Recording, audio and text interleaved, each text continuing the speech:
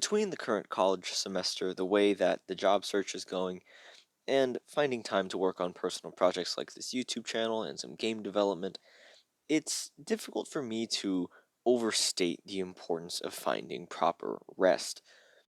Welcome to this month's edition of Building Better, this time, Building Better Weekends.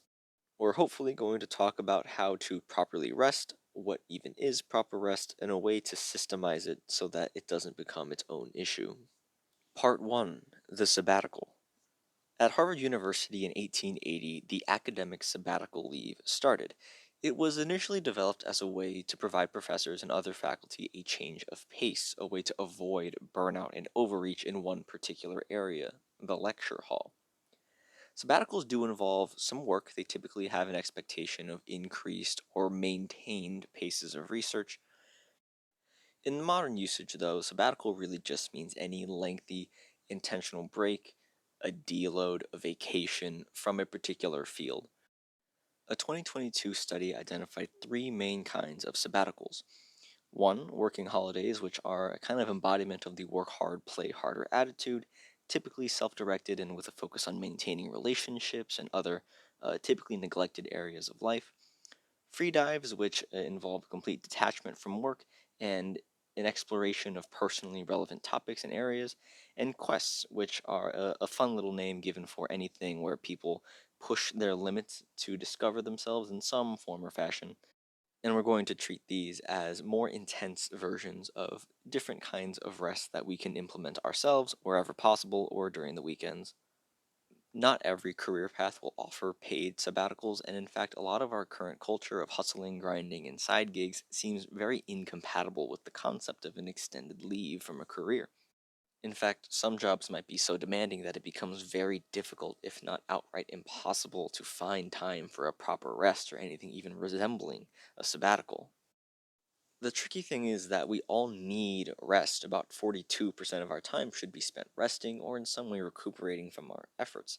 And if we're not choosing how we're going to spend that, then our bodies will do it for us. And that typically means some very low effort, low yield forms of rest. So, what is there to do?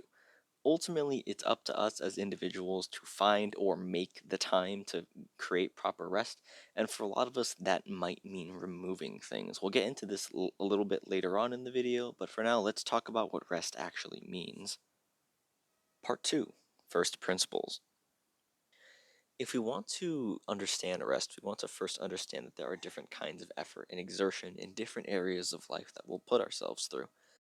There's a distinct difference, for example, between emotional, mental, physical, and even social fatigue, and the things that will recover one area might not necessarily recover the others. If we want to try and universalize rest, then we'll need to adopt something of a three-factor model. Picture a three-dimensional graph space with three axes: time, energy, and attention. The placement of an activity within this three-dimensional graph space represents its relationship or impact on our ability to spend our time, our energy, and our attention. Generally speaking, we want things that will give us energy and attention back, though time will always be a kind of negative relationship. Of the three axes in that three-factor model, I think that attention is probably the most important because it's what allows us to direct our energy and time in the first place. Anything that becomes a major drain on our attention or severely fatigues our attention will ultimately be bad for us. Things like doom scrolling, excessive substance use, lying in bed all day, sometimes taking too long of a nap. And honestly, this is a very individual factor for everybody involved. For our purposes, though, that's enough information for us to move on to talk about different kinds of rest. Part 3: The Rest Taxonomy. A taxonomy is essentially any attempt to fully categorize something, and I want to preface this section by saying this is definitively not a complete classification. Rest is very individual. These are just the ways that I like to consider it for myself. There are two main categories we want to go into here. The first one will be states of being that are particularly pleasant to be in. This will be flow, what I call the pump, and also the vibe. Of the three that we're going to talk about here, the flow state is probably the only one that is widely recognized and studied by other people. It's a kind of ego death where self consciousness falls away, as does the perception of time, that tends to emerge when people engage in difficult and emotionally resonant activities where they feel that their actions have a direct impact on how well they perform. Now, this is flow as a form of kind of exercise, a way to exert effort and feel good about it in the first place. We can use lesser forms of flow as ways to find particular kinds of activity that are useful to us in terms of rest. Things like reading, sitting down and listening to music, playing video games, things like this that are somewhat effortful but have a greater return on energy and attention. That's the kind of mental rest that we're looking for. The pump, by contrast, is a different kind of beast. It is kind of purely physical. It's about how the body feels at moments of high exertion. There are moments when exercising or engaging in a particular kind of sport or even stretching that things seem to slow down a little bit. Things come into sharper focus and everything kind of falls away. This is also another place where you can find rest if you look for lower intensity versions of it. Yoga, eating a good meal, doing some light cardio, these can be extremely effective for deloading the mind while putting just a little bit of effort into the body to grease the gears a little bit. Now, vibing was originally my conception for what is good for the soul, but since I don't necessarily believe in the soul or the spirit, I will just call it the je ne sais quoi of these forms of rest, the things that cannot be fully quantified or put into words. Social experiences, religious experiences, forms of meditation, prayer, listening to music, playing an instrument.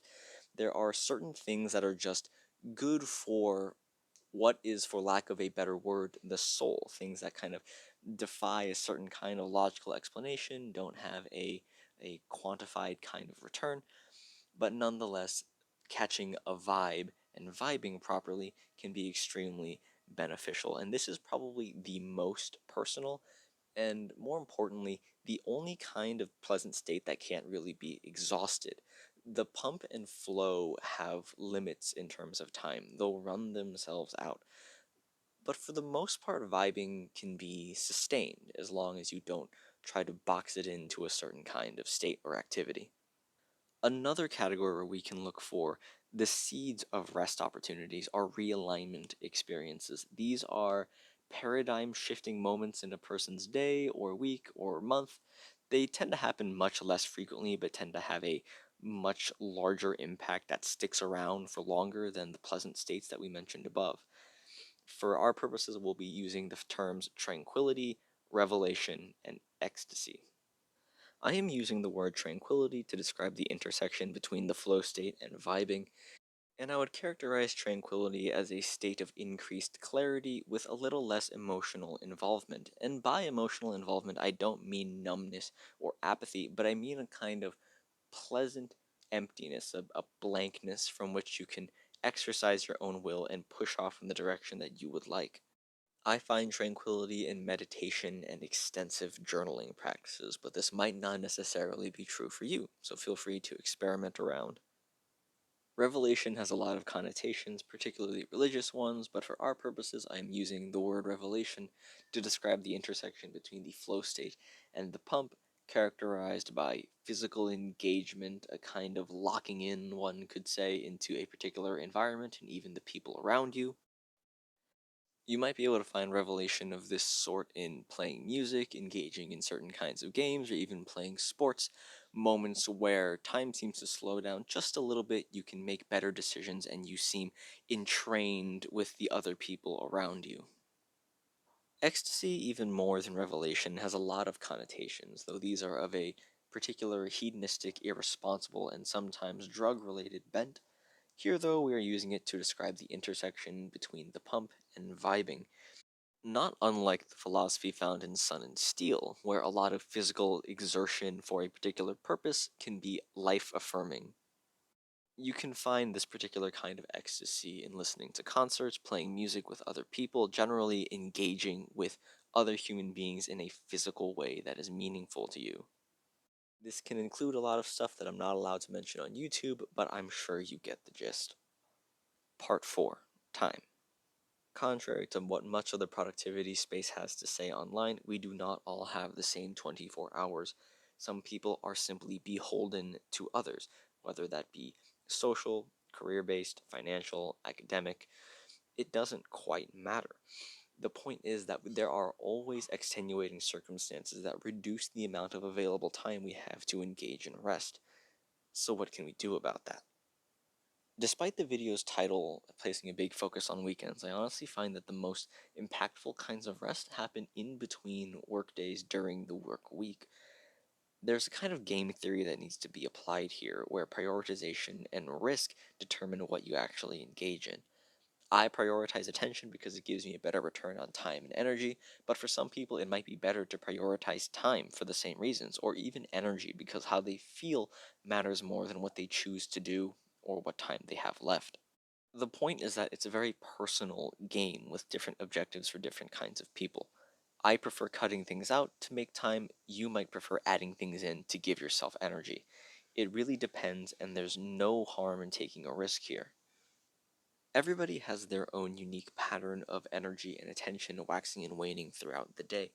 We can call this the rhythm and the process of learning and adapting one's own rest and work habits to that rhythm as in training to your own beat. It's generally ineffective and unsustainable to try and wholesale adopt another person's patterns of rest and work. It is much better to treat them as individual case studies where you can pick and choose what works for you. And to that note, let's talk about systemization. Part 5, Systemization. Habituation implies a kind of rigid, unchanging structure that might seem antithetical to the concept of rest and relaxation, and that could be very well true for you. Habituation will never gain us ground in terms of rest. All it can ever do is hold ground, and that might look different depending on the kind of person you are. I, for example, tend to habituate my mornings and my evenings by limiting what kinds of activities are available to me. I don't do well if I can read. I don't do well if I can watch YouTube. I lose a lot of energy, time, and attention when I engage in those things at those hours of the day just because it's so easy to do it. You might benefit from habituating different activities in the middle of the day or right in the morning. These are essentially routines, and they're useful, but they're not everything. Spontaneity likely is much more common with other people because the kind of randomness and whimsical feeling of free choice and free association with different kinds of activities is its own form of rest. It's a massive deload. I personally don't benefit too much from spontaneity, but I could probably implement it more in my life. It is likely the only kind of rest that can really gain ground in short bursts when it's necessary, but it's certainly not sustainable. Taking constant spontaneous rest can lead to overresting and generally a neglect of one's obligations and goals. Periodization is a disciplined and structured way to tackle rest and relaxation, which, like habituation, might sound antithetical, but it benefits from having a directed goal and focus, which in a way allows it to gain ground in a similar way to spontaneity. The nature of periodized rest is essentially the construction of menus that are time limited within certain frames of day, depending on your energy and attention levels. If you've been journaling, as my many previous videos have suggested, then you likely have a solid foundation already to begin periodizing the kinds of rest you engage in. Periodization is fundamentally about noticing and leveraging the times of day when certain kinds of rest are most effective, when they give back the most return, and scheduling rest activities of that type for those hours, even when you may not feel like it. That's all the time we have for this edition of Building Better, and if there's any takeaway from this video, I would like it to be that you should document, understand, and leverage your own patterns and rhythms to make the most out of your rest and your work. Thank you for listening, and I'll see you next time.